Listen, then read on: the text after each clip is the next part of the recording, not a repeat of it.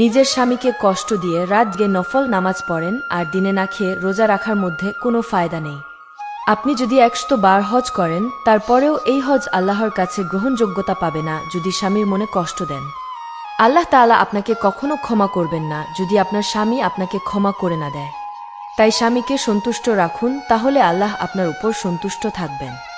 নিজের স্বামীর মনে কষ্ট দেওয়া যে কত বড় অপরাধ তা যদি একজন নারী জানত, তাহলে সে কখনোই তার স্বামীকে কষ্ট দিত না। কিয়ামতের ময়দানে প্রথমে তাকে নামাজের হিসাব দিতে হবে, তারপরই তাকে স্বামীর সাথে খারাপ ব্যবহারের হিসাব দিতে হবে।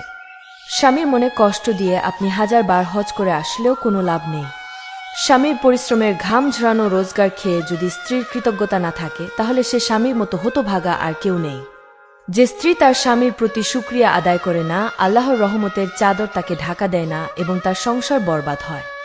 স্বামীর শুকরিয়া আদায় করা স্ত্রীকে আল্লাহ রহমতের চাদর দিয়ে ঢেকে রাখে, তাদের সংসার অনেক সুখের হয়।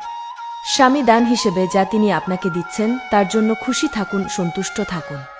কারণ কৃতজ্ঞতা না জানালে সংসারে সুখের অভাব হয়, সেখানে উন্নতি, শান্তি ও দোয়া সকল কিছু হারিয়ে যায়। আল্লাহ আপনার সুখের জন্যই যে স্বামীকে দিয়েছেন তার মর্যাদা দিন, তার শুকরিয়া আদায় করুন।